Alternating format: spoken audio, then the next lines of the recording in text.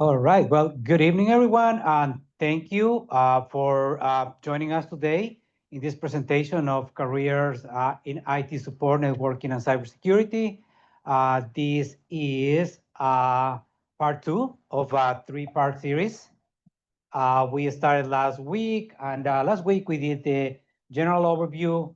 Today we're going to be talking specific. So last week we talked about the six potential pathways, maybe seven, in IT careers. So today we're going to be doing a deeper dive into three of those pathways: support, networking, and cybersecurity.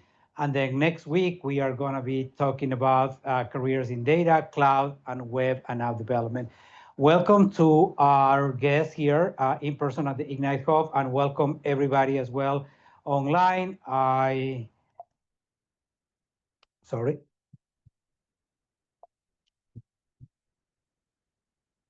So the objectives today, we're going to explore the careers paths in these three areas, but we're also going to talk about the skills required, both hard and soft.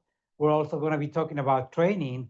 So we're going to be talking about degrees versus certifications. We're going to talk a lot about certifications and certifications specific to these areas. All right, as well as like salaries, job outlook for these careers.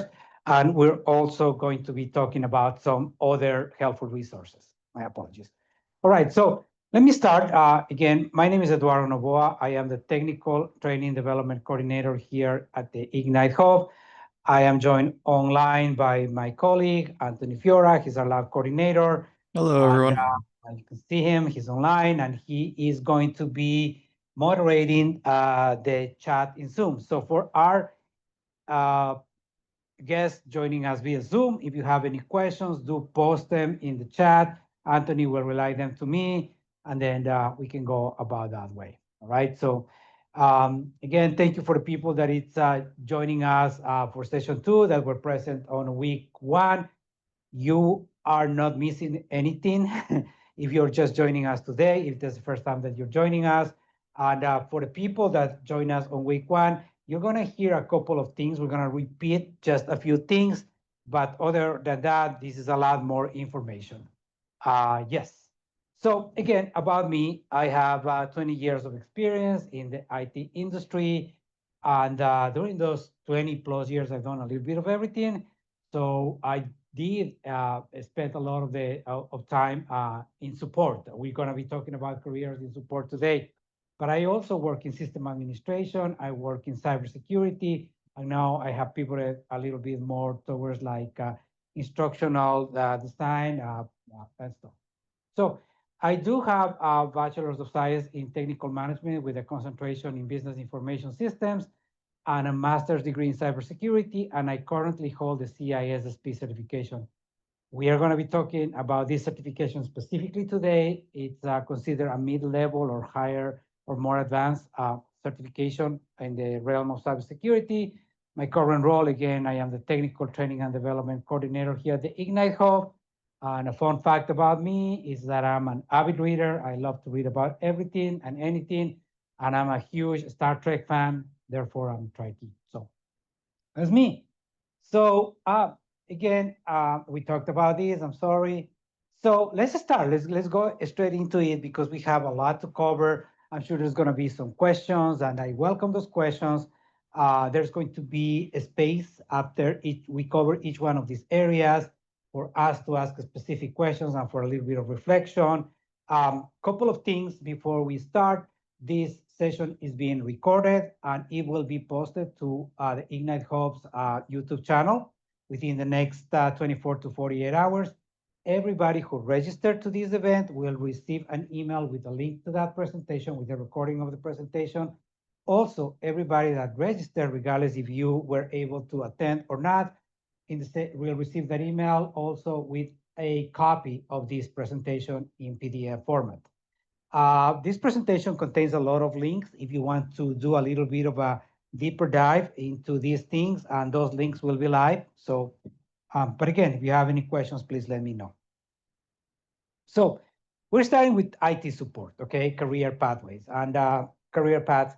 And let me start by saying that support is a big area within IT.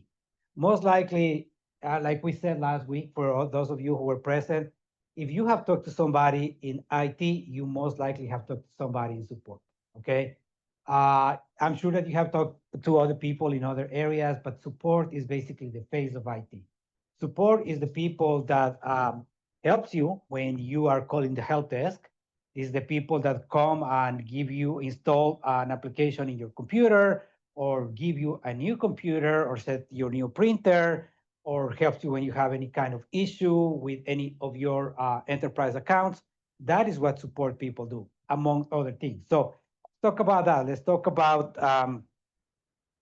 some of the common functions. And we talked about this last week. So this may be a little bit of a repeat for some people. Otherwise, just. So like we said, we got to listen to customer descriptions of issues. That's the number one thing. And that's very common regardless of anything that you do in support. You always have to listen to description of issues, problems, requests, etc. And this, again, like I said last week, this may seem like it's a really easy thing to do, but sometimes it's not. The main reason why is because people in IT tend to be very technical. There's a ton of technical terms and a lot of acronyms that don't mean anything to the general population. So when they're describing a problem in their own words. And you need to, A, first of all, be able to listen. Listen to what the customer, the client is telling you.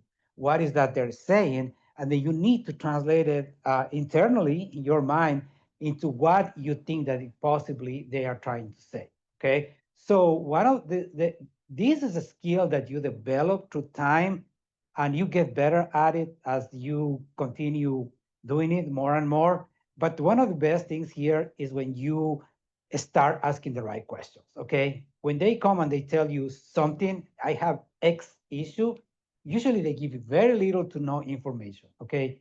They are expecting for you to know exactly what they're talking about. 9 out of 10 times, you may have some idea what they're talking about. Sometimes you will be like, okay, let me start asking probing questions just to start putting things in a ballpark, and you start like going from there, right? Trying to get into what exactly is the problem, right? So again, it's not an easy skill, and that's one of the soft skills that we're going to be talking about, because that's interpersonal. That's that quality that you need to be able to communicate verbally with people, and be able to understand what they're saying, and also be able to explain to them what steps are you taking to resolve that issue. Okay. And again, diagnose computer problems or troubleshoot, solve issues. That is huge. And that is after you have determined, or you think that you have a pretty good idea what the problem, the request is. You need to start making a plan. So what is going on here? What could it possibly be? And again, not an easy skill set, and you get better at it as you go. And one thing that you're going to see across all these different areas is that troubleshooting. Troubleshooting is just one of those skill sets that are required regardless of any area of IT that you decide to choose, because that's what IT is all about. It's about solving issues and trying to find solutions to problems, okay? But again, like I said, there's also a lot of like set up, repair computer stations. We don't do a lot of repairs these days. I actually started back in the day building and repairing computers. Today, that's for the most part, you don't do that. It's no longer economically feasible. It doesn't make sense anymore. There's very little repair done, as mostly done in printers. And honestly, and, and when I'm talking printers, I'm talking about the laser printers, the commercial printers. I'm not talking about the little inkjet desktop printers. Once they are broken, they go straight into the trash, or rather recycle, as they should be. But yeah, there's not a lot of repair these days when we talk about equipment per se. It's more about setup and explaining the customer the usage and stuff like that. And again, install hardware and software. So again, this sounds like very general, and it could be, but it could also be very specific. As you can see, when we start talking about job titles, and we talked about this last week, it is widely recognized that the help desk specialist or help desk technician is the entry level job, not only in this area, but in IT in general. A lot of people that have started in IT, I did not, honestly, but a lot of people who started in IT started at the help desk. When I started again, I started more in the tier two support. But that just gives you another point that I'm going to try to make here, that there's no straight path to get into any of these things. You need to create your own path. And as we're going to see, you have to create your own opportunity sometimes. But help desk specialist is what is widely uh, taught or accepted as being the entry level job for IT and specifically for support. Okay, again, like I said, you don't have to do it, but that's where a lot of people start. And again, all of us have talked to somebody in the help desk. If you needed your password reset, when you call that number, hey, you talked to somebody in the help desk. Now, help desk could be in the office right next to you. It could be on another floor in the same building. It could be in another building near where you are, or it could be across the world. That's the other thing about the help desk, is that usually these people work remotely. And so that's another thing. That is the difference between the help desk specialist and the field service technician. The field service technician, as the name implies, kind of does the same thing, but they need to be in the field. They need to be present where the clients are. And when it comes to support in the industry, usually we talk about the three tiers: tier one, tier two, and tier three. So tier one is considered, these two jobs, but there are, again, other jobs here, other job titles, that but the functions are basically the same. They're just called something different. But at the end of the day, it's providing that level one support to people. So when they call, and usually these people, believe it or not, resolve more than half of the issues that people have. For the most part, most of the issues that clients call are really simple to resolve for the most part. But if for whatever reason they cannot resolve that issue because they cannot really understand what the problem is, even if they remote to their computer, you cannot figure out. It requires a higher level of knowledge, of experience. That's fine, and that's where your tier two support comes in. Usually, a tier two support can be a little bit hybrid kind of things. You can do a lot of the functions just like on the tier one remotely, but on this one, usually you need to be at least part of the time present at some location. Again, is because you either A, need to go and physically see what's happening at the location, or B, because you need to resolve an issue that the help desk was not able to resolve, either because it was a more complicated issue that required a longer time, more investigation, etc. So yeah, that's what a tier two support does. And then you have tier three. What is the difference between a tier two and a tier three? Tier three also sometimes are completely remotely, and these people usually are in charge of a whole organization. So you might have talked to, I'm sure that you have talked, I'm 100% sure that you have talked to somebody in tier one. Most likely you have met somebody in tier two, and then maybe you have talked to somebody in tier three, maybe via just email or phone, just like a tier one. But the difference, these guys, is that they really serve the whole organization, and they are in charge of deploying, software, patches, uh, policies to all the devices in the organization. So basically, they serve thousands, hundreds of people, while the help desk is more like one-on-one. Every time that they call, is a one-on-one. Tier two, it's in between. It could be that you go and talk to somebody in particular. Sometimes you're also involved in projects. Um, just for example, tier two specialist will be in charge of computer replacements. Like, let's say in this lab, if we are to replace all these computers or replace the MacBooks in that cart, that's usually a project that is handled by a tier two support specialist. And a tier three will be the person that is working with the tier two to make sure that the images, the applications, etc., get installed on those devices. Okay. Um, so again, it sounds simple and it sounds like, oh, okay, so not much interest in here, but trust me, there's a lot of work here. And IT departments, a lot of IT departments, the support group is usually a large number of people. Let me give you an example. Here at Montgomery College, um, when I was in the support team, um, at the time, there were approximately 150 employees in the in the whole IT department, including a couple of contractors, and about 60 or 70 were people doing support within the help desk, tier 2 and tier 3. Okay, so it was a significant number, sometimes like half, because these are your boots in the ground. These are the people that is meeting your clients, and yeah, these are the people that you most likely to talk to, if you're talking to somebody in IT. Sorry. So let's talk about salary. And before we go deep into what these numbers mean, let me tell you where did I get it from. As you can see, that's their source, Tip Recruiter, and there's the link. You can go there. And this might have changed a little bit.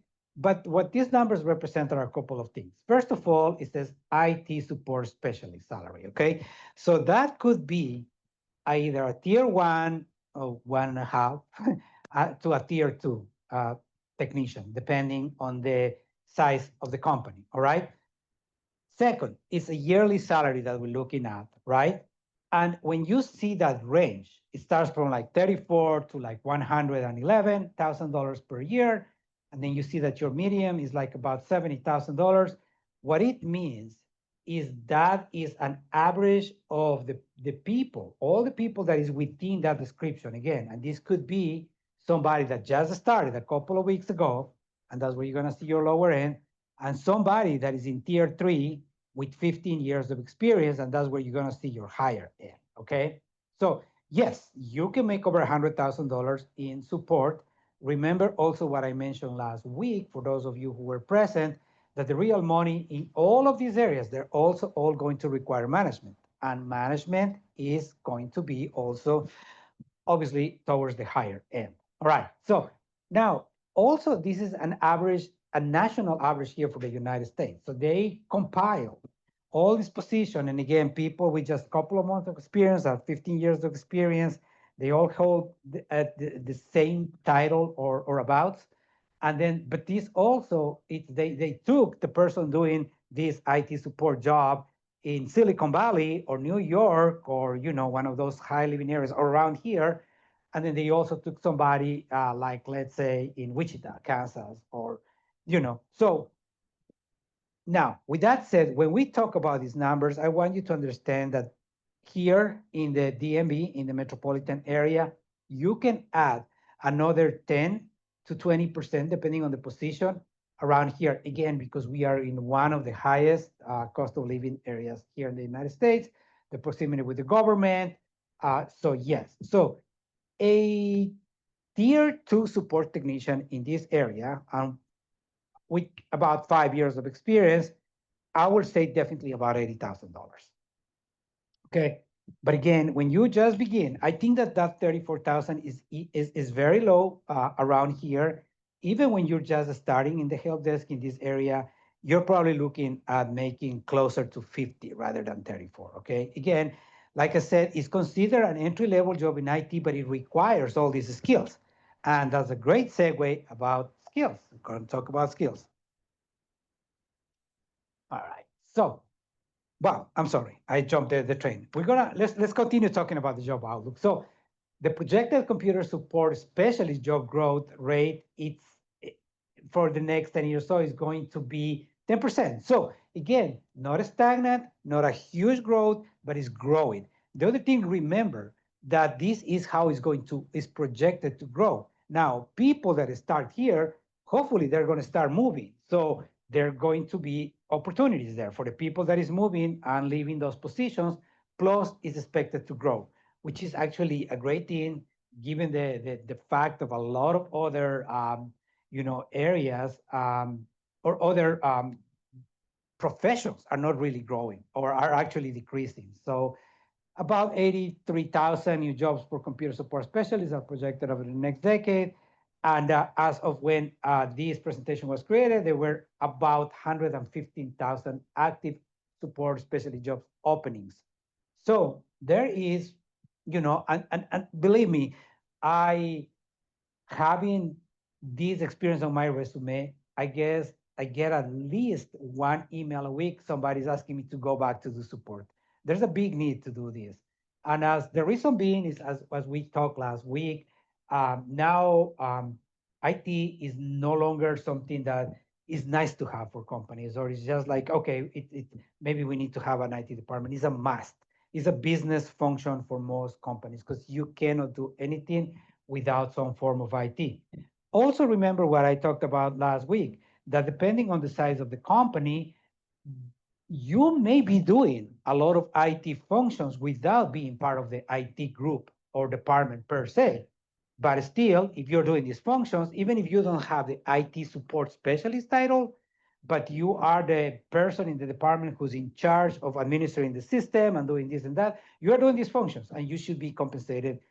Again, I think that now the line is starting to blur a lot. It's not really, this is an IT function because the IT functions are bleeding all over the place now, okay? So now let's go, sorry, keep on going back. All right, now let's talk about those skill sets. And then again, before we start getting a little bit more into this, I want to explain what I mean by baseline and hard versus soft, okay? As the term implies, hard or technical skills. So we're going to have two slides. And these are baseline, meaning that this is what we found, that these are the most common things that you are going to find in job listings, okay? Basically saying, so the ideal candidate will have some of these will be required, some of these will be preferred. But in order to do this job correctly, we think that these are foundational. Now, if you have more knowledge than this or deeper knowledge than just the foundational knowledge, great. Now, with that said, I want to remind everybody what we said last week, that there is a lot to learn in IT. I'm not going to lie about that. So it's not that anything, at least in my particular experience, in my 20 years of experience, I haven't found anything that is uh, super, super, super complicated that has gone, even with cybersecurity, even with networking. Yeah, it could be a little dense because a lot of these concepts are like, okay, I'm not seeing it, but it's the amount of knowledge. And then again, you don't need to know everything. I don't know everything. Nobody knows everything, even if you've been in this industry for years and years and years. And again, remember that you specialize in certain areas, so you're going to have more knowledge in certain areas than other.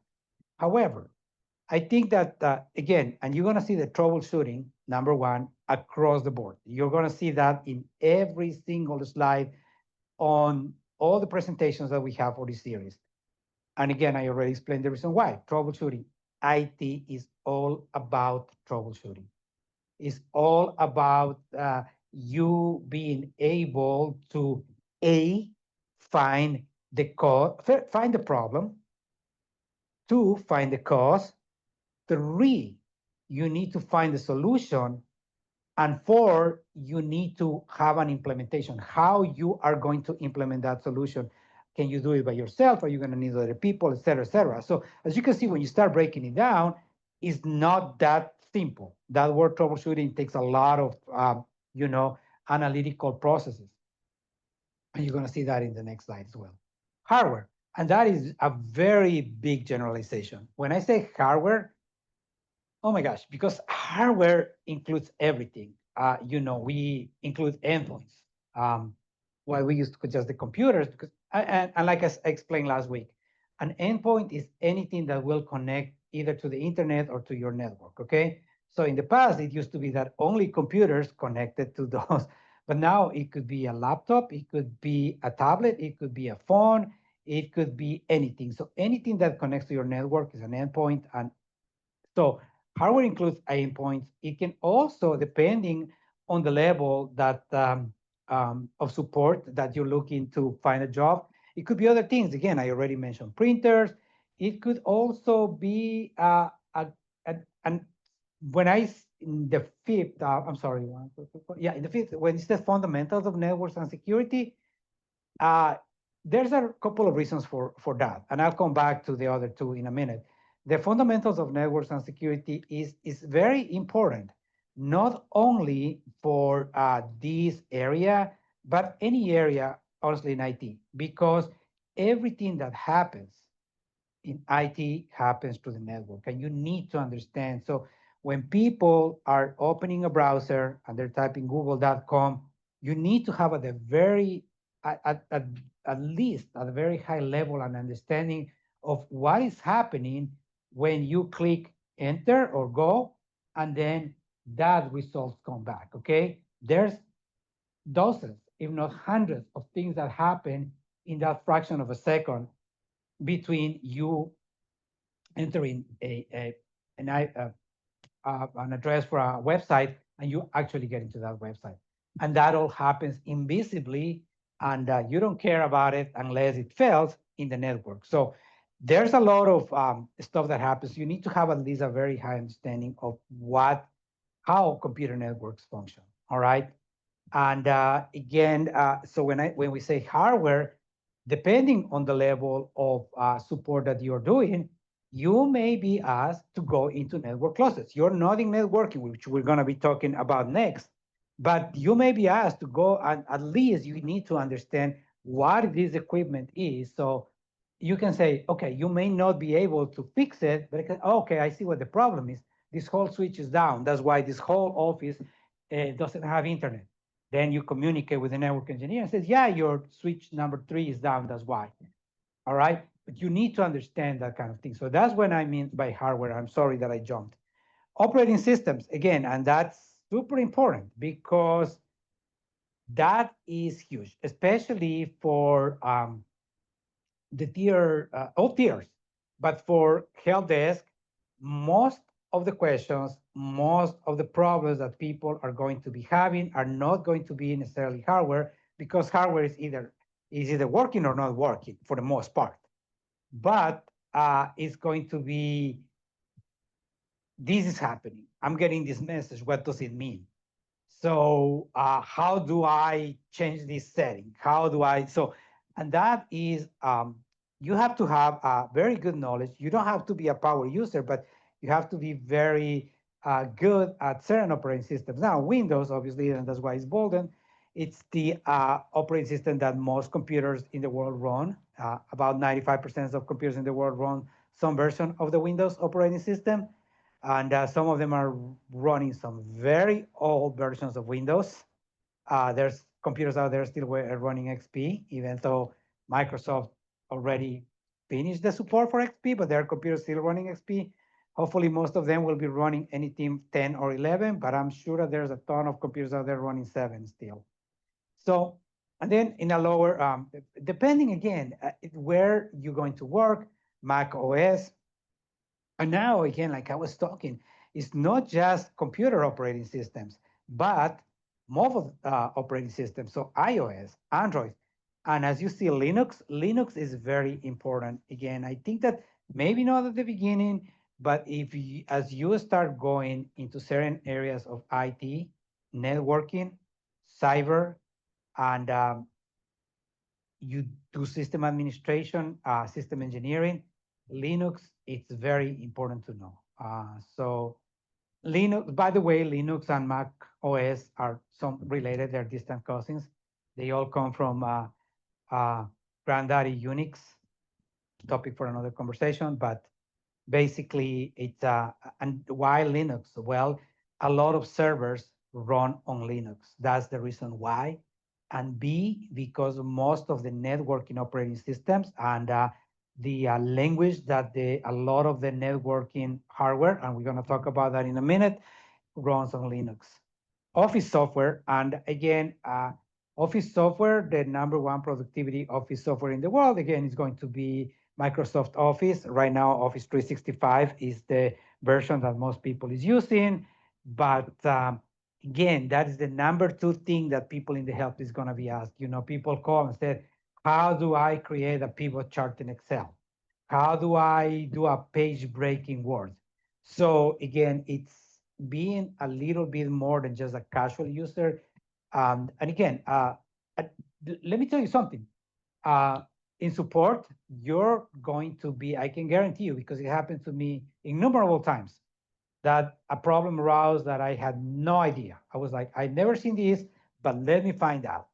And Google is great friend of mine. So but the other part is like you need to start putting together. Okay, so Google is saying this. Oh, okay, so it may be this and this. Okay, but again, you need to have a very good command, of especially the three big ones, which is Word, Excel, and PowerPoint. Now, remember that also Mac has their own suite of productivity things also.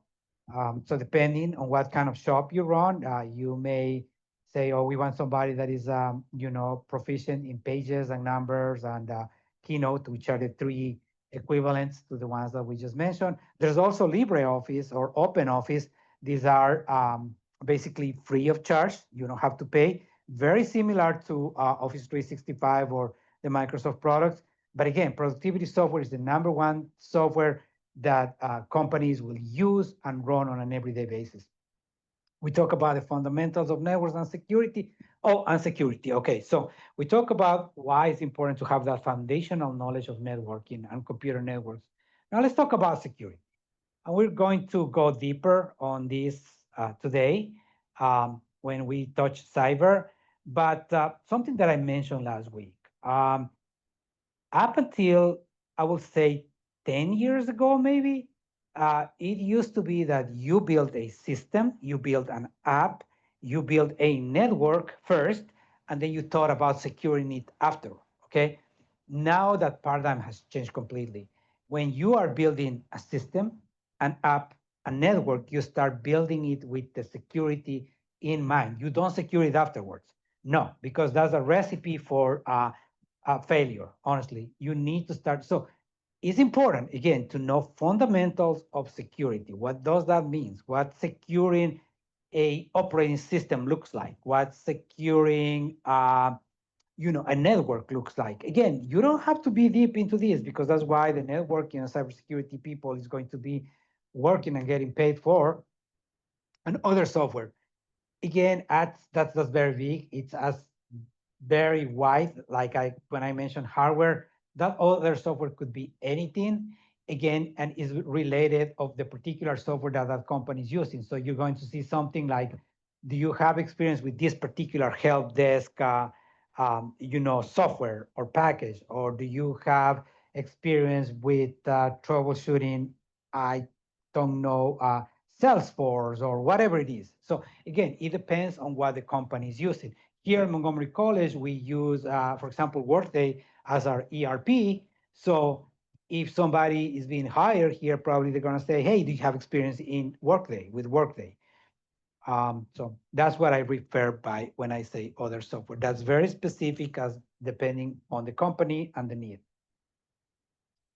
Oops, keep going back. So now let's talk about the softline soft skills, baseline soft skills. And you're going to see a lot of these repeated over and over again. And why we are talking about this? Like I said last week, this is something that is being asked very much so in every job posting. All right.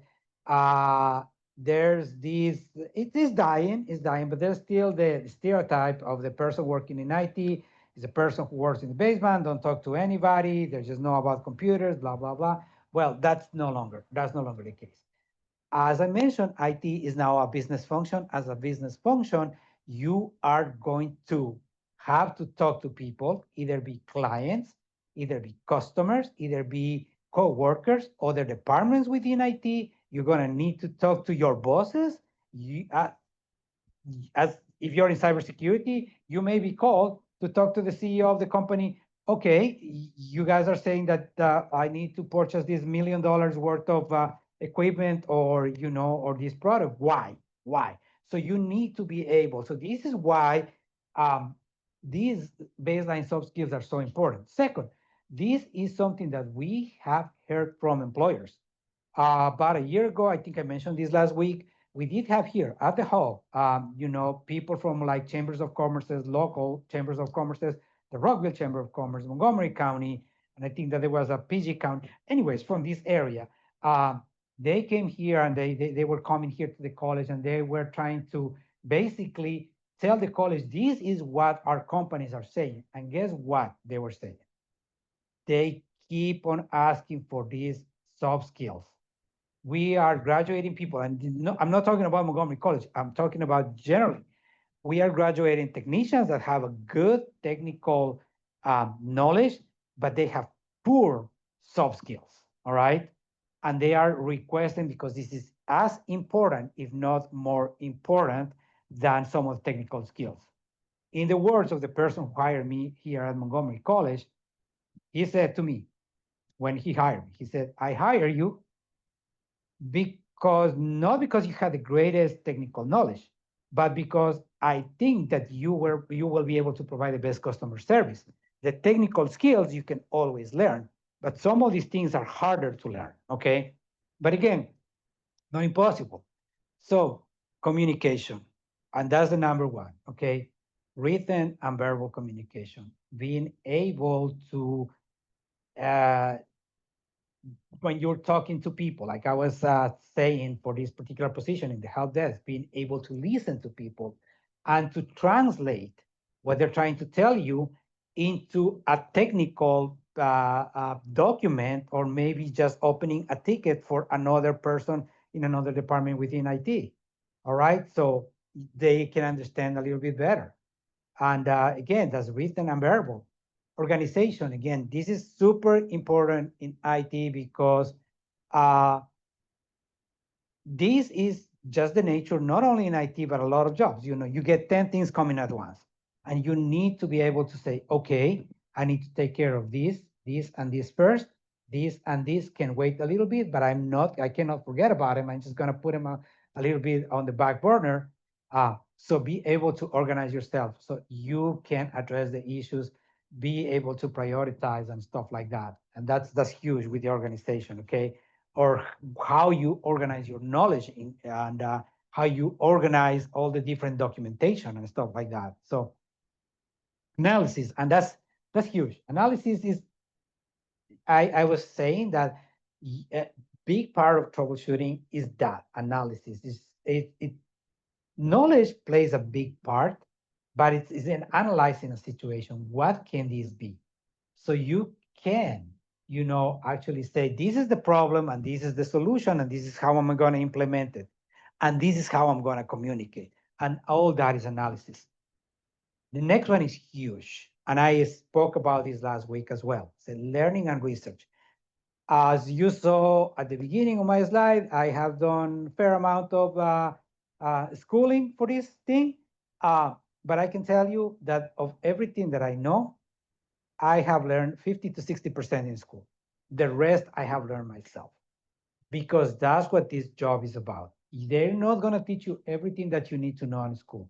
Uh, you need to be able to learn yourself, be able to do that research, um, because these things changes so rapidly. And like I said, you're going to encounter something that you never encountered before, and you need to learn it. First of all, you need to be able to research it and to learn it quickly and to apply it. So that is huge. Last but not least, we talked about this one, the interpersonal nonverbal communication.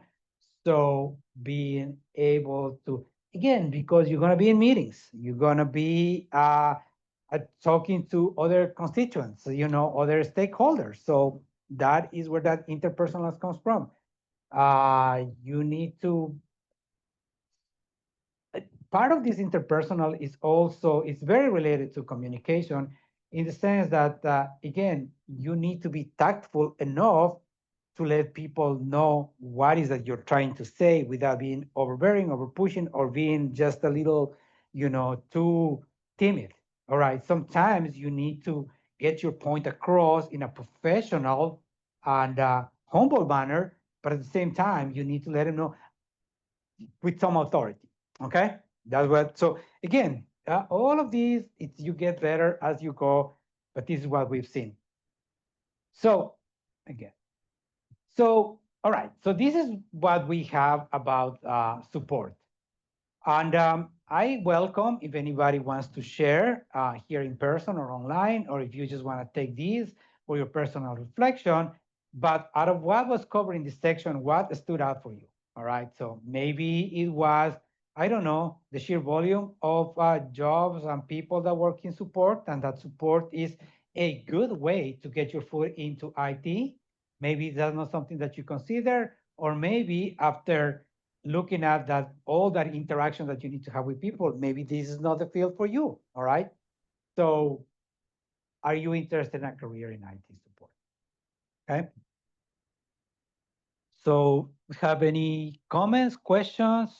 Looks like that we're good. Otherwise, we will move on to networking. All right. So networking career paths. And again, I think that this is very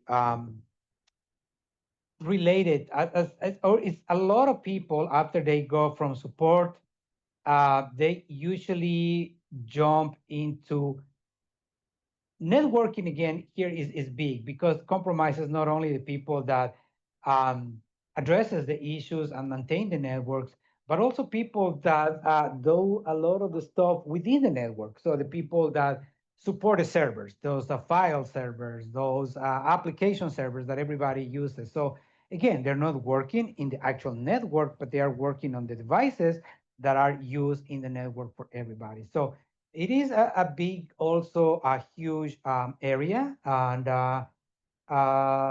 it's the people that you usually don't see because that's what their job is. They do tend to have a little bit less communication with clients, but they do communicate a lot with other parts of the IT groups or departments, and definitely with management and stuff. Because again, this is the kind of thing that you don't notice. That is working until it's not. And so if it's working, you never think about it, you're network engineers. But if the internet is down, I'm sure that you will be thinking about it. So let's talk about some common functions here. Again, support internal servers and network devices. I just talked about that.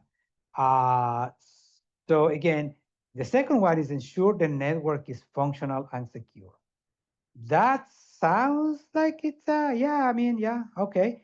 That is huge. That is huge. Ensure that the network is functional and secure. And we're going to talk about the secure part. So we talked about why the network is functional. Without the network, everything else are paperweights. Okay. So what is your fancy MacBook Pro, $5,000 if you're not able to reach the internet, websites, your internal network is nothing but a very expensive paperweight, right? So if the network is not functional, nothing works. All right. Everything traverses the network. Remember that. So secure. Okay, let's talk about this because this is where lines start blurring a little bit. Depending on the size of your company, you may not have a cybersecurity group or a security group. Your security people may be sprinkled in other groups, most likely in networking. As a matter of fact, a lot of people that goes into cyber starts either from support, from networking, or from application or web development, okay? Because again, those things are what you need to secure.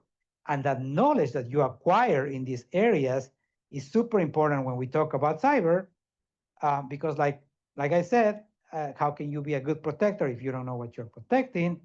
And again, this is why a lot of these people, sometimes the cybersecurity people is actually embedded in the networking department, which is the next point, ensure secure transfer of data.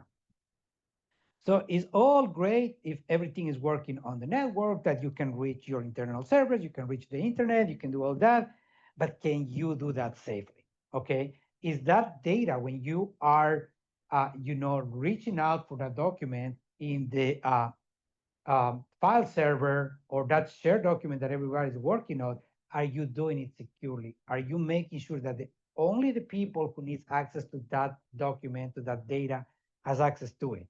B, are you got to make sure that that data is not corrupted or changed in transit. And see, obviously, that that data is not stolen in transit or while lying on the servers, okay? And we're going to come back to the backup network data in a second. I want to talk about the optimized network performance.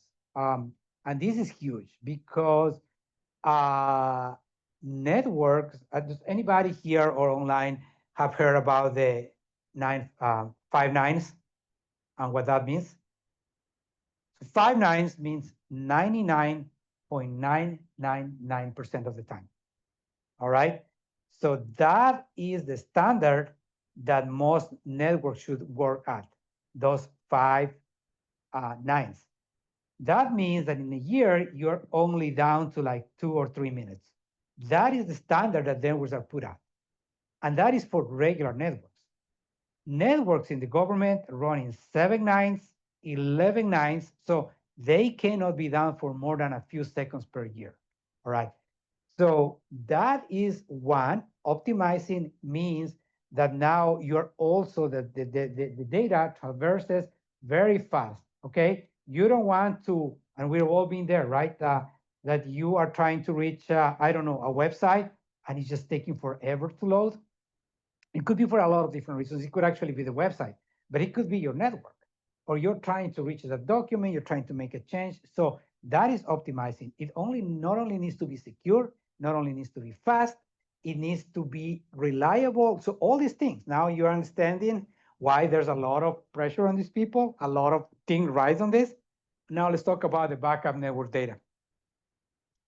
So you can have millions of dollars worth of equipment, endpoints, networking equipment, servers, blah, blah, blah. At the end of the day, the most valuable thing that you have is your data, the company data, your customers' data, your clients' data, and you may be liable for that data, okay? So, or you may be, because of regulations and different laws, you may have to do certain things with that data. So you are only good as your last backup. And data can go wrong for a lot of different reasons. It could be that it got corrupted. It could be something went wrong with the server. It could be a natural disaster. It could be a lot of different things. But whatever it is, you are as good as your last backup. If you lose data and your last backup was 7 days ago, well, that's how good your data is. You just lost the last 7 days. How big it was that loss? I don't know. It could be huge. It could be the end of the company, or it could be something that you can live for. But that is a huge thing. So having a back plan of how often, what data needs to be backed up, how often. Some data you may not even need to back up, but some critical data you may need to back it up every day, maybe every hour, every 2 days, whatever it is. But remember that it's easier said than done because all this requires resources, it requires the storage, it requires a lot of different things. So it could be, again, because of regulations. It could be that you're holding customer data, and by federal law, you may need to retain the data for 7, 5, 11 years, whatever it is. So that is huge. Okay.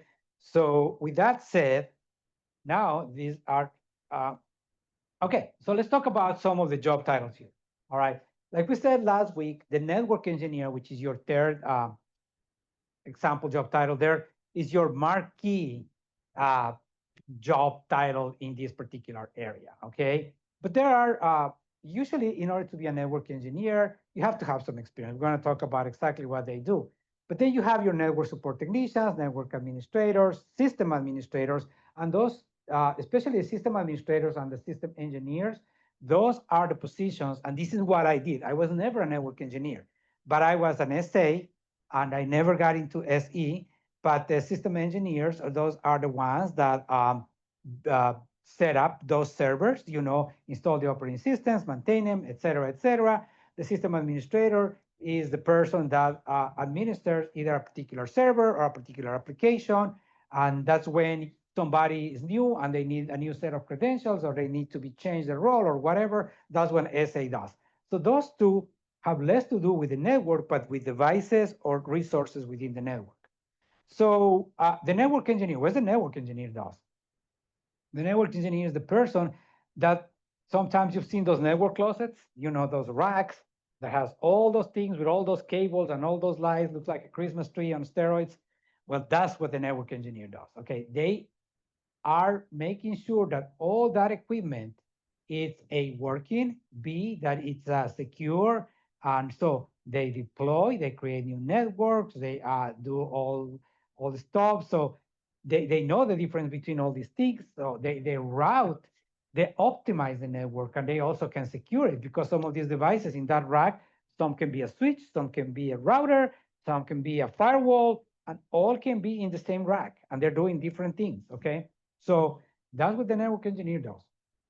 The network engineer, again, they are able to uh, deploy, repair, patch, diagnose all this equipment, and also monitor the network performance. And like I said, in a lot of cases, if there's no security department, they're also looking at the traffic, the network. They're always constantly monitoring the network traffic to see what's going on. Is this normal? Is somebody trying to attack us, etc.? So we are going to talk about network engineer salaries. Let's talk about salaries. And again, this is the network engineer salary. Again, as you can see, 31, I don't know who will make $31,000 in networking other than maybe a person laying the actual network cable. And even then, I think that's low, but 110 for a network engineer with 3 to 5 years of experience in this area, absolutely. And network administrators, managers, et cetera, in the higher end at 150 plus, yeah, absolutely. So, and again, the other thing that you see in that little graphic is the distribution. You can see again that 31 is like very few people. And again, it's got to be like something very akin to like help desk in a very rural area. And I don't know, it may be somebody just laying cable, to be honest with you, but still they are considered a network technician for some reason. So the distribution, as you can see, that 109 right there is where the most people working in networking are. Okay. All right. Let's talk about the outlook. Okay, again, 5% growth in the next from 2018 to 2028. Again, not huge, but not stagnant. And again, a lot of these people will move. I'm telling you, a lot of network engineers will eventually try to get into cybersecurity or some other stuff. So about 18,000 new jobs in the next decade. That is in addition to the ones that are already here. And some of them, again, will need to be replaced because some people retire, some people move on, some people decide that that's not what they want to do. So about 70,000 active network engineer job openings in the US. Okay, so they're always looking for these guys. All right, now let's talk about, let's do the hard and soft skills. Again, world famous troubleshooting. Now, here's where we get, remember what I said about Linux? Windows and Linux operating systems. The Windows, obviously, because, everybody is running on Windows. Most companies are running on Windows, but that Linux. And by the way, does everybody knows what Linux is? Sure.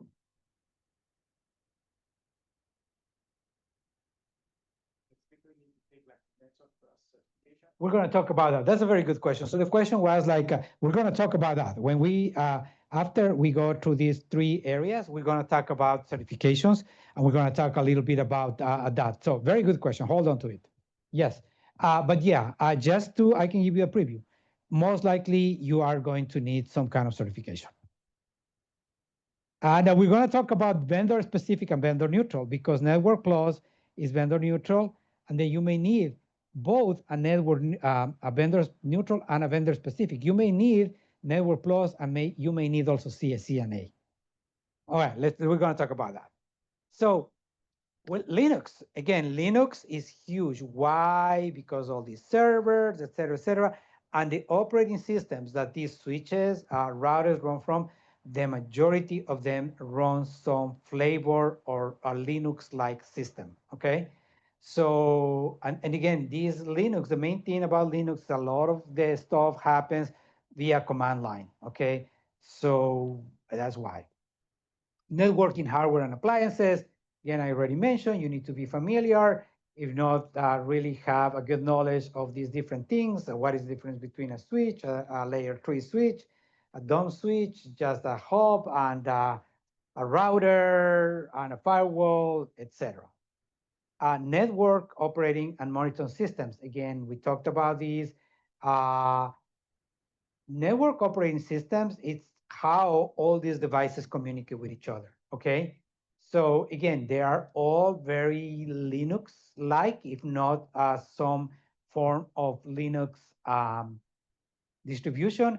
Monitoring systems, again, this can be huge. For example, it could be something like SolarWinds or something, and that goes into the vendor-specific software. And again, fundamentals of security, because cannot have a network if it's not secure. It could be very reliable, it could be very fast, it could be all these things, but if it's not secure, doesn't matter. All right, so that's your um, technical skills. Talk about soft skills. We go again with communication, organization, the same ones that we saw in for support, as you can see, exactly the same. These just I think that on this one, the learning and research becomes a little bit more important, and also that analysis. Those two, I believe, in this particular area become more of something that you are going to rely more on a day-to-day basis. Okay. Um, all right. So again, out of what was covered in this section, what stood out for you, and are you interested in a career in computer networks? So a lot of things. We still have a lot to discuss, by the way, guys. So we're gonna take a little break. It's 6:58 for both the people here in person and the people in line. It's 6:59. Let's come back at 7:04, and then we will resume. When we come back, we're gonna talk about the cybersecurity. We're gonna talk about certifications, and we're gonna talk about other resources. All right. Thank you so much. So, Anthony, if you'll be so kind, please pause the recording. And ready? Okay. Thanks, everyone. Okay, let's go back into it. So, we are all right. Let's talk about cybersecurity. And I'm going to try to rate myself, because this is the area that I really, really like. And we can talk for hours and hours. I'll try not to. We have limited time, and we need to cover some other stuff. But okay, let's talk about the common functions. And again, these are repeat of what we saw last week, but let's go really quickly, all right, for the people who were not here last week. So these are some of the common functions. Basically, conduct vulnerability assessments. And what we said, what is a vulnerability? Vulnerability is anything that can be exploited by bad actors. And by bad actors, we mean hackers, we mean people, saboteurs, and stuff like that. So like the refrain goes, you are strong as your weakest link. Well, we're looking for weak links, and that's what a vulnerability is. And a vulnerability could be a lot of different things. It could be that you don't have a good lock in the door. That could be a vulnerability. It could be that your operating systems, that the way that you log into your operating system is not secure, et cetera, et cetera. So you're looking for those weak links, okay? Then detect cyber threats. What does that mean? That means is like you're always monitoring, which goes hand in hand with monitoring. Detect and monitor. Monitor and detect. You're always looking. What is the traffic in your network is like? Is it normal? You're looking for deviation.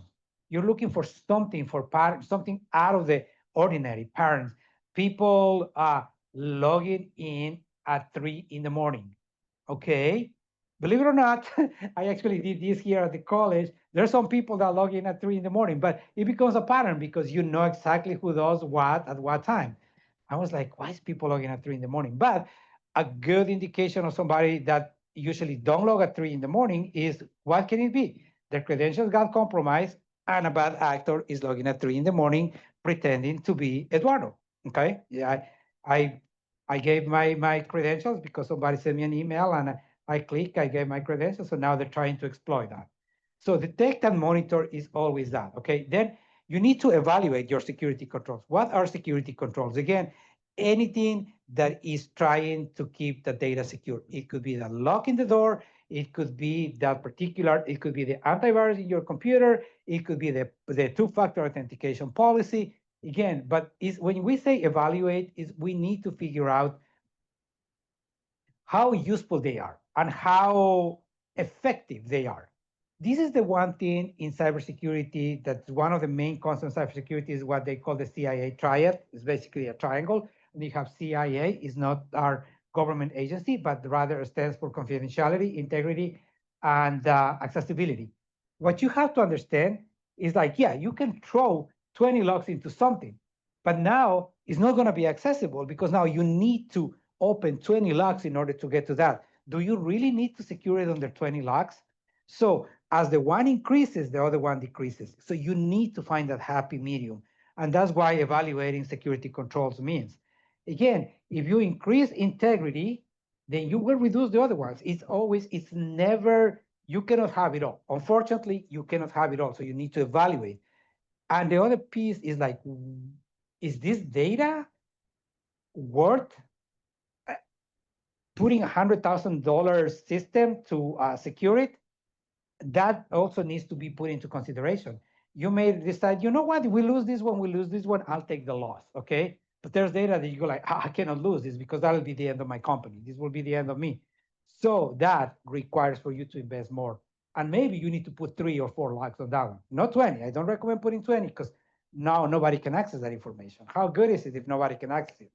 So investigate. I said this last week. Investigate security breaches in cybersecurity. Anybody that does this is very aware of this. Is not if, but when I will be breached, I will be attacked. Okay. It's nobody in cybersecurity will say my network is impenetrable because no network, anything that is connected to the internet, it's definitely breachable. Some more than others, obviously. But so when you are hacked, how bad was it? How long were they here? How can I cut the bleeding right now? How long is it going to take me to recover? All right. Last but not least, advise staff. And that could be other staff, or it could be management on safe practices. And this is my recommendations, like I said before, and advise the staff. Just this is huge. This is huge because, like I said before, unfortunately, we all think that the biggest risk to our companies, our data, our organizations, is that guy, the hacker, in the hoodie, hunch over the computer on the other side of the world. Yes, but the biggest risk that all companies have is your employees. Sometimes willingly or unwillingly. Okay. This is they get social engineer, they give out their credentials. Now they use those credentials to get into the system and they start escalating. Okay. And again, if you're not monitoring, nobody's the wiser. And the hackers have been there for 3 months. They have been stealing your stuff, and you thought that it was Eduardo. Oh yeah, because they use Eduardo's login credentials, right? But nobody was looking that Eduardo was logging in at 3 in the morning. Hmm. And it wasn't Eduardo. Eduardo was safely and soundly sleeping while the hacker with his credentials was exploiting your system. So those are, again, very general common functions. Let's talk about some example job titles. And this list is a little bit longer than the other ones. And there's a reason why. I explained this last week. What I try to illustrate with this list is that there's a ton of things in cyber. A lot of people, again, when they think about cyber, they only picture the attacker on the one end, and in the other, the analyst, in that area, with the big monitors and all that. Yes, that is part of that, but there's a ton of other things that really have to do with related to cybersecurity. Actually, I was never a security analyst. I was never. When I was working here, I was in compliance. I told this last week. When I was working here at the college, that's what I was doing. A lot of people don't think that that's cybersecurity. It is, and the reason being is because, again, we have laws, rules, regulations that we must abide to, specifically concerning customer, student, our own employee data. So we need to secure it, right? A lot of it is by, we need to do it just because it's the right thing to do, but others are because there's mandates, there's these laws, there's HIPAA, there's FERPA. Here at the college, we are by both, but actually I was working in something called PCI DSS.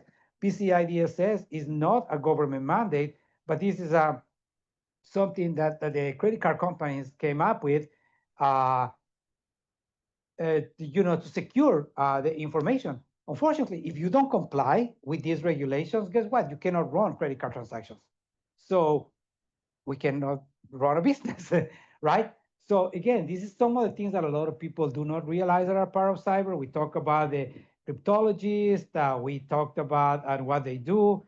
And again, just a little refresher, cryptologists, encryption is why cybersecurity exists because of encryption. Encryption is a way to obfuscate the information so it can travel securely through the network. When we said, that's what it is. You cannot send your information in plain text because anybody can read it and grab it. But if it's all confused, if it's like on symbols, it doesn't make sense, it's encrypted. So you will need you use a particular key to encrypt it on this end, and you will need the same key to decrypt it on the other end, okay? To make it again readable. But that, in theory, it sounds like, okay, it's very interesting, but in reality, it's all about math calculations and computations. All encryption is based on that. And cryptologists is the people that are A, developing new cryptological methods, or B, trying to break cryptological methods. The NSA is always hiring these people. I'm telling you that. Um, you have malware analyst, which is basically a developer, a software developer, but instead of developing software, what they're looking at is like they cut a piece of malware, a virus, let's say, or a Trojan, whatever, and they actually reverse engineer it to try to find the antidote. Okay. So these are basically computer programmers, but they are actually trying to look at what the bad guys created so you can create the anti-venom, the antivirus. And then you have your data forensics analysts. Like I said last week, these are the real world counterparts as the people, the CSIs people that go to crime scenes and investigate, and they take, evidence and the stuff in a crime scene. Nowadays, of course, a lot of crime is committed using electronic devices and stuff like that. So the same care and the same procedures need to be taken when getting a stuff that needs to be presented in a court of law. Uh, and I put the last two ones right there because, like I said last week, these positions did not exist probably 10, 15 years ago. This is as the awareness of security has become bigger and bigger, and it has become now a necessity. A lot of companies did not either A, have a security group, or B, could not afford a security group. Now, everybody has to have some kind of security presence, and a lot of big companies now they have a CISO, the Chief Information Officer, again, a C-level uh, officer. In a lot of companies, they report directly to the CIO or sometimes to the CEO or the CIO. So again, positions did not exist. And they continue. I remember that there's now one that I did not include here, but the European Union, approximately 10 years ago, came up with data security standards. So anybody that wants to do business with the European Union need to be very aware, abide first of all by these regulations, and B, they need to certify that they are taking care of all these things so you can make business with the European Union, that you are protecting the data of their customers, your customers, in a way that is compliant with that particular regulation. So that was another position that was created specifically for that. So this keeps on evolving. All right. So let's talk about again, here the marquee job or the entry level job rather. And before we even get into that, is the cybersecurity analyst salary. Before we get into the salary, let's talk about what the cybersecurity analyst is. It's usually also sometimes known as the a NOC or Network Operations Center analyst. This is what is considered an entry level job in cyber. But like I said last week, uh, if an IT support or help desk support specialist is considered an entry-level job into IT, and the cybersecurity analyst is considered an entry-level job in cyber, but they're both not at the same level. The help desk specialist is here, the cyber specialist is here. Both are entry levels. They are huge difference in what is going to be required to become a cybersecurity analyst. Why? And because again, you cannot be a good protector if you don't know what you're protecting. You need to understand, everything that a support person really kind of knows, and you also need to understand what the network people do so you can secure these things. Okay, so this is why it's a little difficult to get into this field. Not impossible, a little difficult, because you're going to need some kind of instruction, education, and certifications, and also the experience, and that sometimes is the hardest part. We're going to talk a little bit about that in a minute. But let's look at this. Okay, so this is for the cybersecurity analyst salary. And this is the entry level job in cyber. As you can see, it swings from 43 to 150. That $100,000 seems to me that that's about right in this area. Now, in order to get that job, either A, you have a degree and or a certification, or B, you have been in the IT industry for, again, either in support or networking or developing for 5 to 10 years, and then you also have another certification. So the experience and the knowledge are going to be a little high on this to get into this, and that's the main barrier to get into this, but that sounds about right.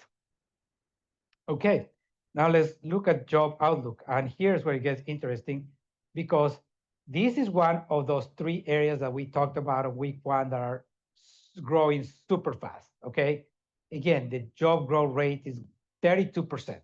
All right, that's a lot more than the 10% for support, and a lot more than the 5% for networking, right? And about 35,000 new jobs are projected to be created over the next decade. And right now, there are over 110,000 active information security analyst job openings in the US. And this is just for this particular job title or anything that is related to this job title. Remember all the other job titles that we saw. This was one of those on the list. Now, this is considered entry level, but there are a ton of other jobs in cyber. So again, this is why a lot of people say, get into cyber, get into cyber. And yes, it is a great field. It's super exciting. I love it. But if I must be very honest, it's a little difficult to get in. But once you get in, it's great. So, okay, let's talk about those technical skills and soft skills. All right, again, your troubleshooting. Now here I have changed the language from foundational or basic to strong network and on endpoint security knowledge. Again, going back, cannot be a good protector unless you know what you're protecting. And this is what you're going to be protecting mostly, those endpoints and that network, okay? And those servers, and that's the kind of stuff. So you need to understand how they work, how you configure them so you can secure them. Windows and Linux operating systems. Again, Linux is huge in cyber for a couple of different reasons. A lot of the tools that both the attackers and the defenders use in cybersecurity are Linux based or only run in Linux distributions. Furthermore, there's one particular Linux distribution that is very specific to cybersecurity. It's called Kali Linux. You can check it out. I don't recommend that if you don't know what you're doing to download it. It's free, completely free. It's a Linux distribution that has over 100 tools for a lot of different things, anything from reconnaissance to breaking passwords to anything. You can do it with Kali. But again, a lot of these tools are uh, command line based. So you need to understand your Linux. Security software and tools, again, those could be very specific and vendor specific software. you need to understand a lot of the different things that these people use. Okay. Um, Sorry. So those are your technical skills. Your soft skills, again, the same five as before. And again, here I will have to say that the communication, analysis, learning, and research are super, super important in this particular area, as well as organization. Here is the this is the kind of area that you think that you're having a quiet day, and then boom, you got attacked, and everything just goes to DEFCON 1. And it's like, oh my gosh, like all hands on deck, what's happening? So you need to be able to, you have to have a plan, and that's organization. So, and you need to know how to execute that plan. Again, like I said, it's not if, but when you're going to get attacked and what you're going to do about it. So when you get attacked, what is the procedure? What is the steps that you need to follow? Who do you need to contact? Who do you need to notify? Okay. You may be legally bound to notify certain people within certain time, depending on how bad the attack is. So that's that. All right. We talked about that. Discussion out of what was covered in this section. What stood out for you? Are you interested in a career in cyber? I'm willing to bet that at least a couple of the people that are attending this session today are interested in cyber. And we are going to, unless somebody has a comment or a question, we will move on to certifications because I think that's kind of important. We're good? We can move? All right. Thank you, Anthony. So let's talk about that, degrees versus certifications. All right. So a little bit of a repeat of what we talked about last week with some added information, and the certifications piece is specific to these three areas. Okay. So again, I think that this is a slide that we saw last week. IT is dominantly an experience and skill-based industry. About 25% of the people do not have a degree. Uh, so not having a degree will not be, may not be a barrier for you to get into IT, but it will definitely be a barrier if you want to continue growing or doing other stuff in IT, especially management. Okay. We also talk about what the difference between a degree and a certification is. A degree, again, is a program of study that is trying to develop you into a good professional, okay? And that's why there's areas that everybody has to take. You have to take English and you have to take some electives and whatnot. Is that so you can be a functional professional? And of course, your core classes is going to be in whatever your academic program is. If it's cybersecurity is going to be heavily based on that. But what they're trying, a degree is just trying to form a person as a whole, to give you a rounded knowledge. While a certification, they can be very narrow. A certification will say, this person is knowledgeable about this particular area, this particular product, this particular whatever. Okay. Now, our degrees are desirable, definitely, for growing. And a lot of the times, if they are not required for a position, sometimes they are. Usually, they are not for entry-level positions, but for mid to management and beyond positions, they are definitely required. Certifications will most likely be a requirement. If not, they're also a preferred um, qualification. All right, let's go a little bit more into that. Industry certification. So uh, we just talked about that. IT certifications are often listed as either required or preferred on job postings and career positions. We are going to do a little bit. I'll come back to the second bullet point in a second. And we talked a little bit about this on the break. I don't know if you caught it, but just IT certifications can be vendor specific or vendor neutral. What does that mean? Um, Vendor neutral means that the certification is about the specific area of IT. For example, the A plus certification, we're going to talk about that one in a minute, and some other CompTIA certifications, says that you are knowledgeable in the areas of computer hardware and operating systems, right? So but it could be doesn't say it has to be Microsoft, it has to be Apple. It just says that the Network Plus certification, it says you're knowledgeable about computer networks. Doesn't talk about a specific vendor. Now, vendor specific, it could be something like CCNA. CCNA stands for Cisco Certified Network Associate. That means that you know how to do networking according to Cisco, okay? So you know specifically how to configure, deploy, patch Cisco devices and how to program them, more importantly, because when you buy a switch, a router, whatever, they come blank. You need to program these things, okay? So, and then again, IT certifications can cover general areas within IT or can qualify for specific skills. Let's go back to the second bullet point, and I want to spend a couple of minutes there because this is important. Certifications require a few things. First of all, for the most part, certifications require for you to pass a test. Okay. And we're going to talk about how you can prepare or not prepare to pass that test. But once you pass that test, most certifications will say, okay, great, you're certified.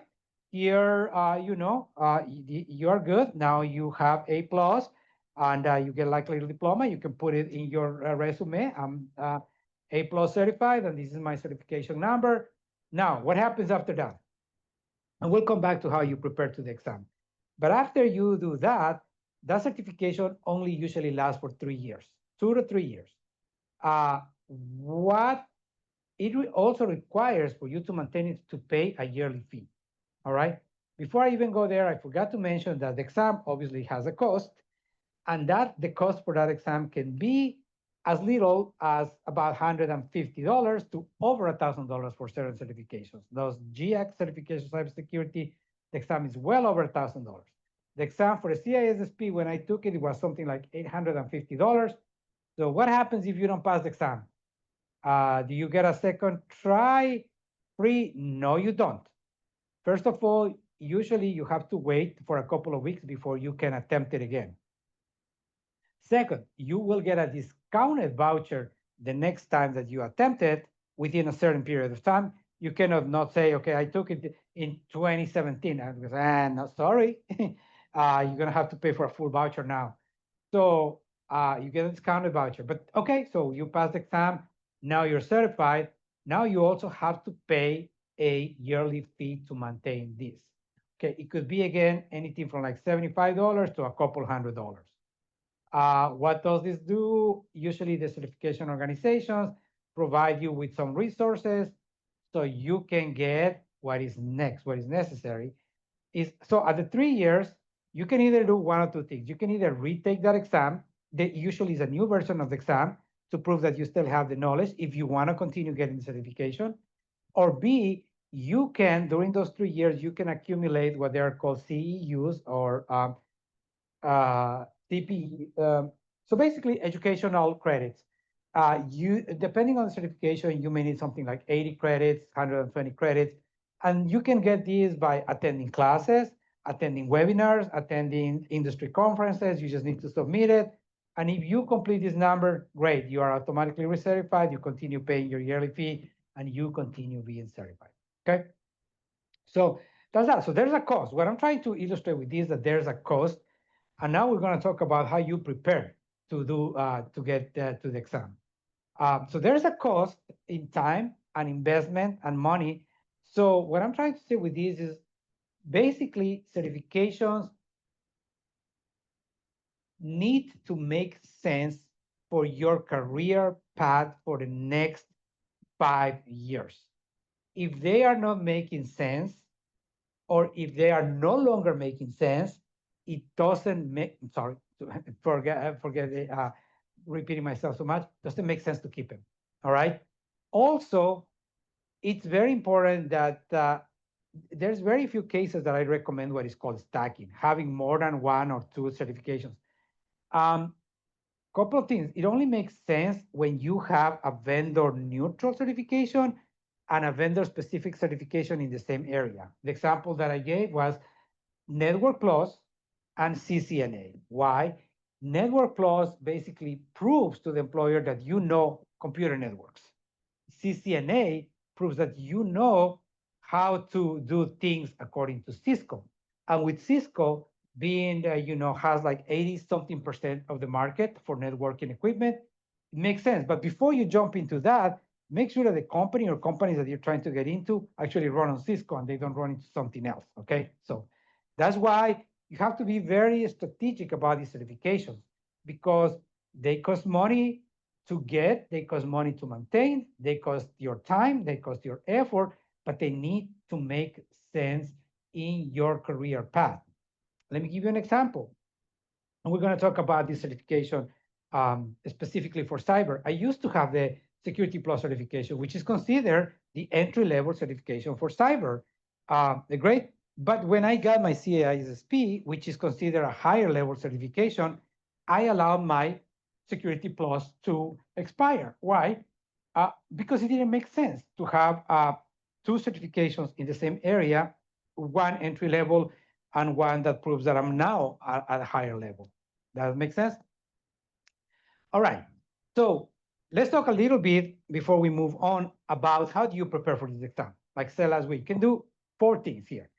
You, because like let's say that you've been working in the area, but you never got the certification, and you have the knowledge, and you think you can pass the exam. You went online and you kind of looked at it and you said they're going to be asking you about this, this, and this. I think I can pass it.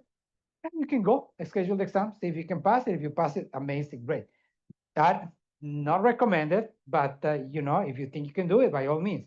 The second one will be you do have knowledge about this, but you go like, I need to prepare myself. How can you prepare yourself? There's three options. There's going to be you buy the book, either the official or unofficial book for the certification. So you prepare yourself, you study, then you take the practice test, and you go like, okay, I'm ready. Okay, great. That's good. That's probably the cheapest option. These books can be about $100 to $100. Some certifications, you will not get the official book unless you attend the official course. B, the other one will be if you don't have the knowledge and you want to acquire the knowledge, not just the credential, my best recommendation is take a preparation course in a community college. Doesn't have to be Montgomery College, but all community colleges have two areas. They have the academic area, the for credit classes, and the non-credit classes, your workforce development. The hub is part of the workforce development area here at Montgomery College. And I will show you some of the WD workforce development classes that we offer here in IT at the college. But why am I recommending these? Two reasons. First of all, these classes tend to have a longer uh, amount of time. Usually they take 6 to 8 weeks, more or less, and then they are in the hundreds of dollars. So it could be about $500, something to that effect, and 6 to 8 weeks. If you don't have the knowledge, this is the best way to do it. It's going to be A, cheaper, and B, you're going to have more time to kind of digest and learn. Okay. B, not bad, but the other thing that you can do is there's these technical centers, right? Like Lincoln Tech or whatever, that you can go and take a course. Usually these cost a little bit more. They cost in the neighborhood of $2,000, $3,000, and then they are like a little bit more compressed. They are like 4 weeks. So again, if it makes sense to you and if that's what you think is the best for you, by all means.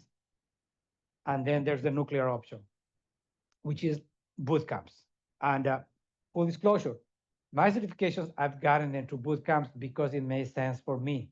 Why? First of all, what are boot camps? Boot camps are these super intensive courses. They're usually 3 to 5 days, all day, and they just dump you that 1,500 pages book in all this time. And it's just boom, boom, boom, boom, boom. And they give you a couple of tips about how to pass the exam. When does this make sense? When you have the knowledge, you're just trying to go like really quick, get this, and you take the exam a few days or a few weeks right after you take that course. Why is the nuclear option? Again, super intensive, and they go 100 miles an hour. So if you don't have the knowledge, they will throw something, and they're not going to stop to explain to you what a specific acronym means or a specific technology. They are going to go with the assumption that you know what this means. Okay. So why is also the nuclear option? These are very expensive. These are usually in the neighborhood of $4,000 or $5,000, but sometimes usually they include the voucher for the test.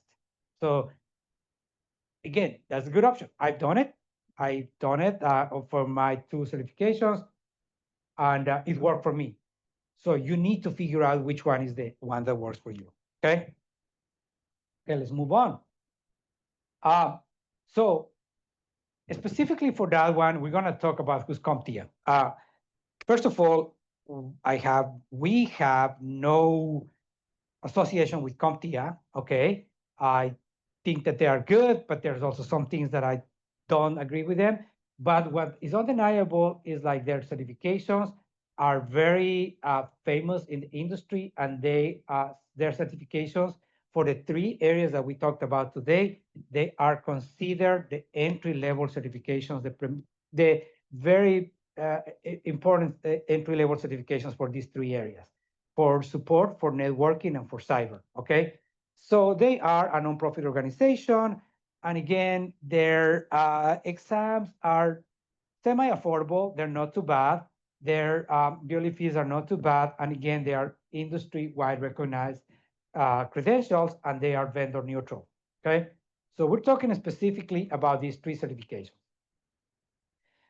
They recommend you that the general order is A plus, Network plus, Security plus. So A plus is the certification that a lot of people trying to get into support will require. If you are looking for a job in a help desk, if you have an A plus and you can prove that you have a little bit of experience, and we're going to talk about that in a little bit, then you can probably get a job. Okay, if you're lucky, if you so that, because the A plus covers basically computer hardware and operating systems. Okay, Network plus, computer networks, and Security plus is basically how to secure everything that you have learned in Network plus and A plus.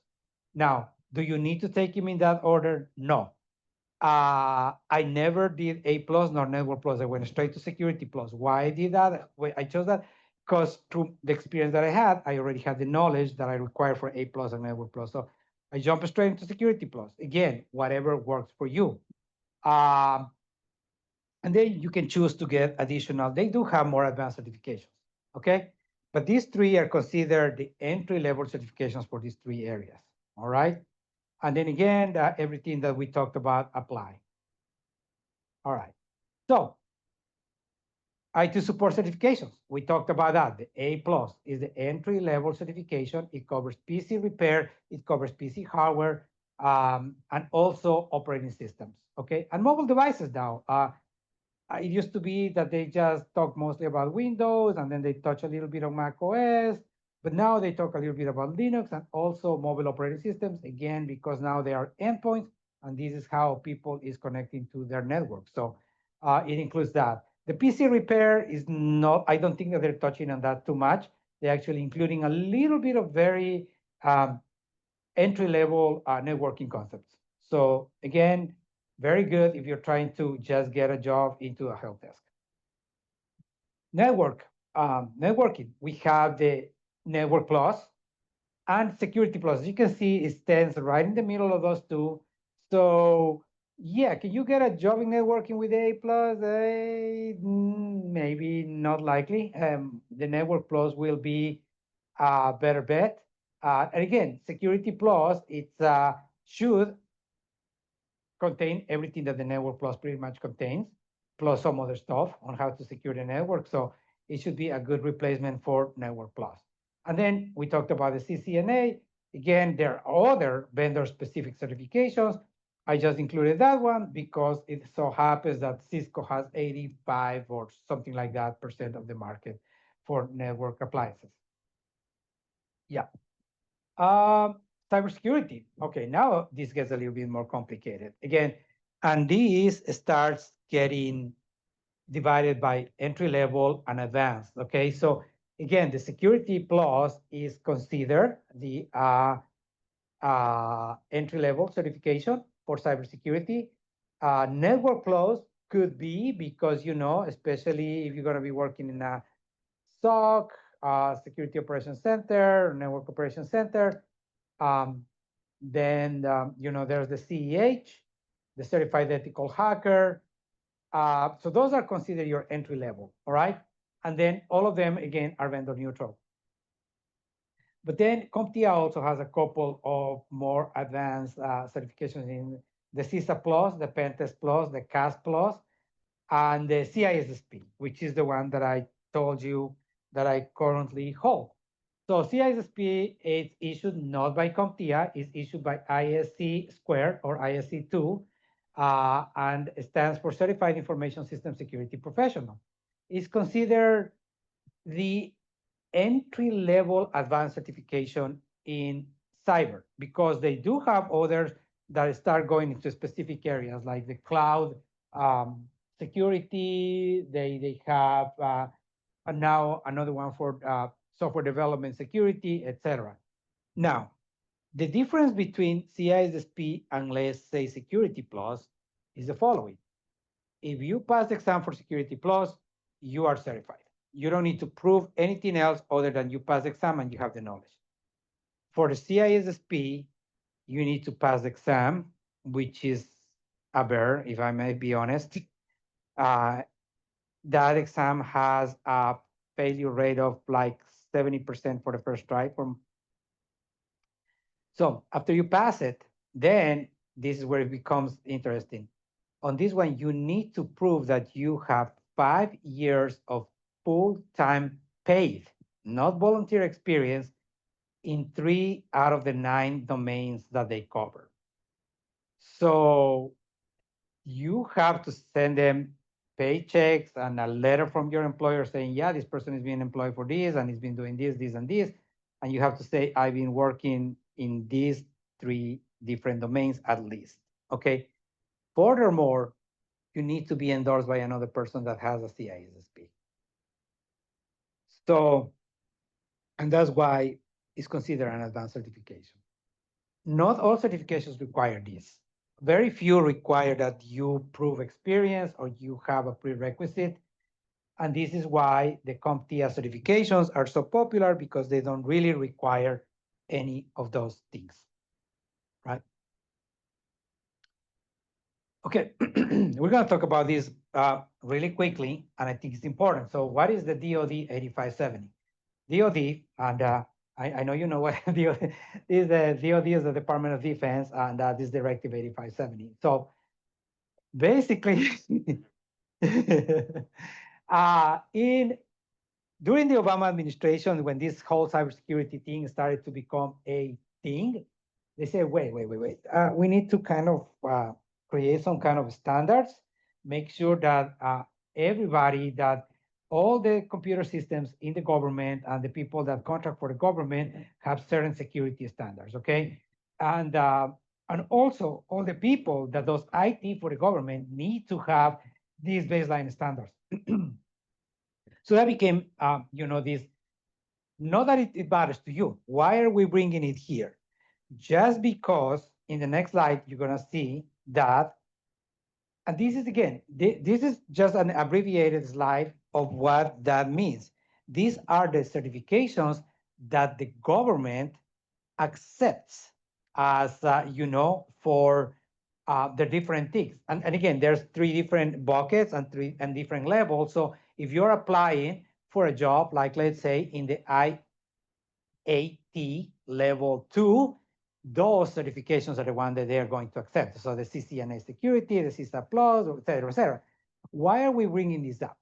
Because if you are unsure of what certification to get, and as you can see, there's tons, and this just a small sample of all the certifications that exist.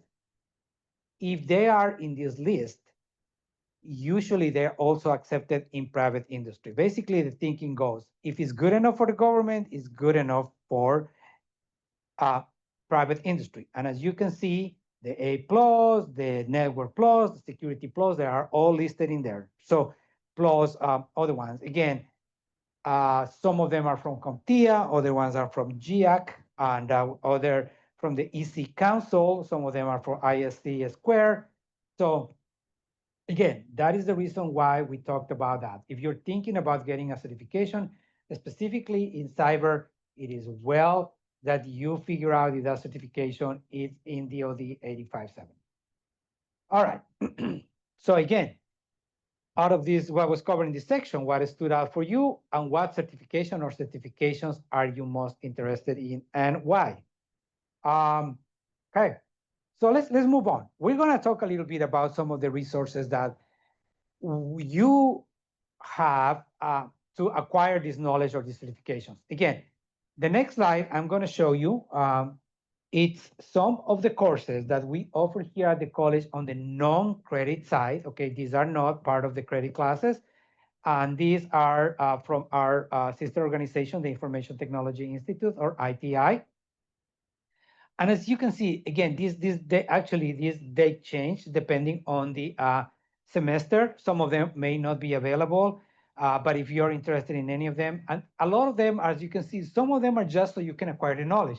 Some of them are to prepare you for a specific certification. Okay, again, you don't have to do this at Montgomery College, but I always recommend that if you're trying to gain knowledge or prepare for a certification and you don't have enough knowledge, taking a workforce development course is the best alternative, both monetarily and also for you. So this is what we offer here at Montgomery College.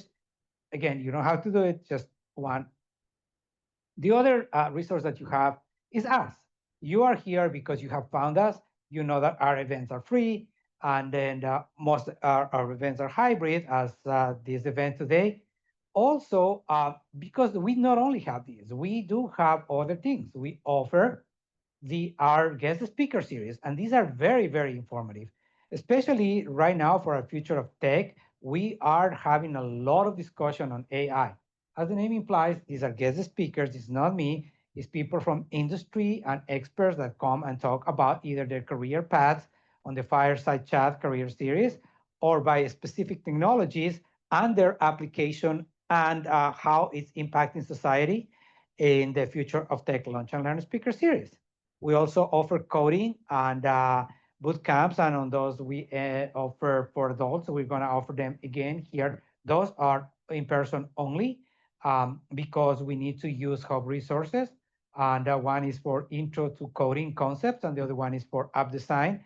We will have them again in the spring. Again, you can register, and you can get information on our website. We also have this IT career pathways workshops. You're attending one of these today, but we also offer career workshops and career coaching. Is Chris here, Anthony, or not? No, okay, that's fine. Chris was not able to join us today, so I will explain about the career workshops and career coaching, because it's a great service. Okay, so apologies. So what is the career coaching? First of all, you can see these two things, the career coaching and the career workshops, are offered through Career Catchers. We have partnered with them. We have contracted them. They are a non-profit organization based here in Montgomery County, and they have like 20 years of experience. So what they do for us and for you is that they offer monthly career workshops, okay? And those are hybrid. And again, you can join them either in person at our East County Education Center for this season, or via Zoom as well. And they vary in topics. They have to do with like resume writing and the job of finding a job, transferable skills, that kind of situation. So these are good and general for any career seeker, okay? But B, most importantly, we have free career coaching. What are the only two things that you need for this? A, you have to be a resident or live in Montgomery County, and B, you need to be looking for a career in IT. If you meet these two requirements, you can schedule an appointment with Chris and get free career coaching, a one-on-one career coaching. The barcode right there will take you where you can schedule it. If you have any problems, just let us know and we'll get you in touch with Chris. Job search assistance, refer to community assistance. So that is a great, great resource for you guys. All right, so now we are about wrapping up. We actually we ended up I'm going to give you a couple of minutes back from your time, but we're not done yet. So this is for personal reflection. All right.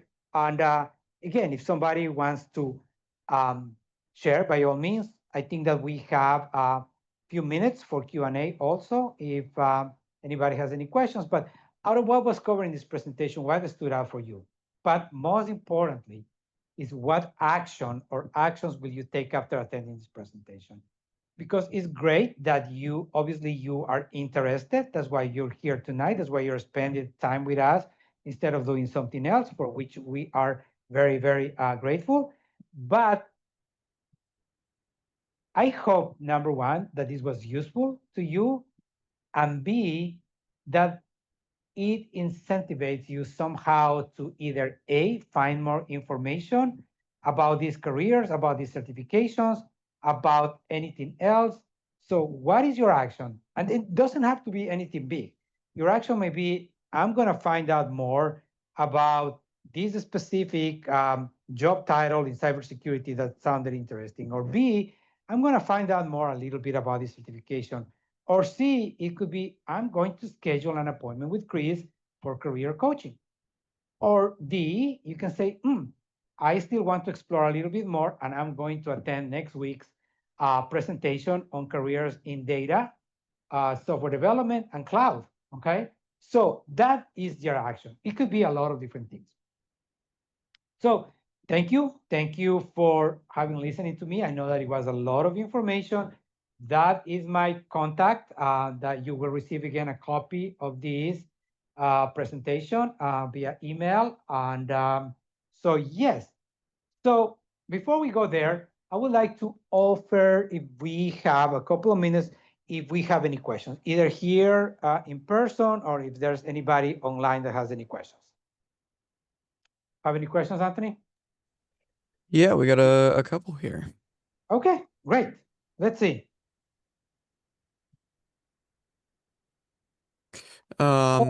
You want me to Oh, read I it, see. Wait, or you wait, got it? okay, so I see that Alvin says, what do you mean when you say the tools are command line based? Okay, so thank you. Uh, have First of all, you guys know what command line is. Is that little window in Windows? It exists in all operating systems.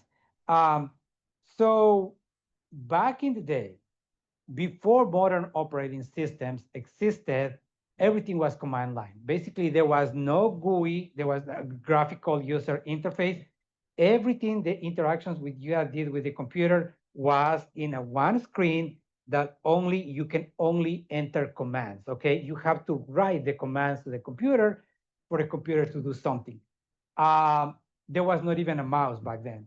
The mouse was introduced when the graphical user interface was created. So what you see in Windows, what you see today in Android, what you see in Mac OS, that's the graphical user interface. So when you click onto something, is the equivalent of entering that command back in the day in command line.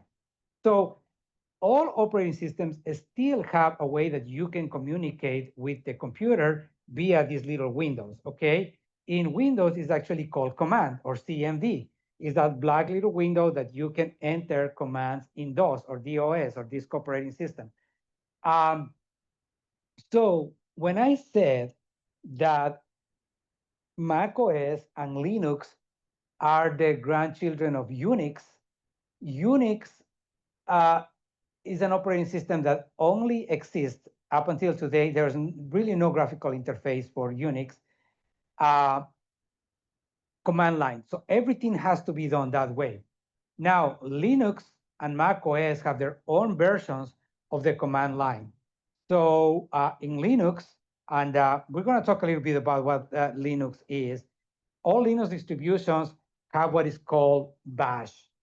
And bash is the way that you enter command lines. Basically, there's no window, or like if you're doing something like, let's say in Excel, that you can click, that you can point, that you can do right click. Everything needs to be entered in commands. Basically, you open this little black window, and that's what it means. A lot of the most powerful tools in Linux do not have a GUI. They run in command line windows. That's what I meant for that. Now, What is Linux? Linux is basically is a family of operating systems that have one thing in common, the Linux kernel. So underneath the GUI that you see in the Linux distributions, they all run under the Linux kernel. Linux was created by somebody named Linus Torvald. I believe he's from one of those Norwegian countries. And so he created as a project in the university and then he made it free. All right. So now I think he's still involved with the Linux kernel, but now it's owned by an organization and is developed like that. So the different distributions of Linux, all they have is the different GUIs, okay? And there's different type of GUIs for Linux. There's a ton of different Linux distributions. Most of them are free. I already mentioned Kali Linux, but there's Mint Linux, there's Fedora, there's Red Hat. Those are paid. And so that's what it is, and that's what I meant by command line. So Bash, the commands for Bash are a little different than the commands for those, but it's basically a little bit like programming because you need to enter the command exactly as the computer is expecting it. Otherwise, it will say, "I don't understand this." That's why GUI is a lot easier to use because you can either click or point. There's not a lot of error in that, but I hope that I answered your question, Alvin. That was a long explanation. And okay, now I see another one. What? Okay, let me see. Okay, let me see. So, yeah, exactly. Amy already answered that. Mm-hmm. So, Fisher, after taking these trainings, where can we find a job as it's hard to get into IT as a beginner, doesn't feel there's things to guide us through. Okay, so yes, so something that I kind of touched last week, and it is a reality, and I do encourage people to get jobs in IT. I have to be, and I try to be as forthcoming as possible. It can be a little hard, and the main reason why trying to get sometimes a job in IT is hard is because that they require that you have knowledge, and like I mentioned, sometimes the knowledge needs to be a lot. Doesn't have to be all at once, but you need to start building that knowledge. And B, the most important part is that they are asking for experience, and that is the part that sometimes is really hard to get. We talked last week a little bit about how you can get some experience, some volunteer work, some, a lot of different things. And unfortunately, the problem is like a lot of people go and take a degree or take a certification, and then they go like, okay, I'm ready. And they start applying and they don't get any bites because, yeah, they have the knowledge. Unfortunately, they don't have the experience. What experience means? Experience means that you have use that knowledge in some practical application. Again, it doesn't have to be paid, but it could be an internship, it could be volunteer work, but you have to demonstrate that you not only have the knowledge, but you know how to apply that knowledge. And that is what experience, and of course, the most common experience or the one that most people will prefer is that somebody has paid you to do this before. And then you have been doing this for 3, 4, 5, 10 years, whatever. So that is the hard part. Now, and this is where the career coaching can help. Okay, as far as a resource, another resource, and I think that I'm going to encourage everybody here. Next month we are going to have a series of workshops that are going to facilitate it by somebody named Jonathan Corrales. He owns his own company, and the topic is going to be tech jobs in the DMV area. So he's going to be talking specifically about what the market looks like right now for tech jobs and how you can best prepare to get a job in IT in this area. And what are your realistic, chances, what you need to improve, et cetera, et cetera. So again, it's completely free. I encourage everybody to register for those. And it's going to be hybrid as well. So that's Mm-hmm. another resource. But the other piece that I want to mention, it's yes, Anthony, and we're running a Are little bit over time. no, no, I was gonna say I don't believe that one's hybrid. I'm sorry. I don't believe that Jonathan's event is hybrid, if I recall correctly. Yeah, that's right. Sorry. Thank you. Yes, and to Oh, add, for those that didn't hear it before, if you attend all 4 sessions, you'll be entered for a chance to win a free one-on-one coaching session with Jonathan. That is his business is coaching and getting people jobs. So, thank you so much, Anthony. Much mhm. appreciated. Yeah, that's true. So the other piece that, and again, I want to be respectful of your time. The other thing that I wanted to mention is sometimes you may not get the job that you want in IT. You may need to get another job so you can at some point grow or pivot to that job. That's why a lot of people enter through like an entry level job, like help desk or something, and then they try. So there's a lot of different ways, but that's where career coaching it's helpful. This is when talking to professionals, people that is doing what you want to do helps you know through an informational interview. And I think that what Jonathan is going to be covering next month is going to be also very useful. And again, I want to be respectful of everybody's time. So, first of all, thank you. Thank you so much for attending this. But before we part, I want to ask you for a couple more minutes of your time. I know that I've already imposed a couple, but please complete this survey. Anthony is also putting the link on the chat for the people who have joined us online. And we do look at this. I look at this. I want to know how you guys feel, how valuable it was to you, what else you want to hear. And so please take a minute to complete this. We look at these to in all our events so we can better serve you, better serve the community. And again, I hope that everybody enjoys the rest of your evening. If you have any other questions, please you can reach to me.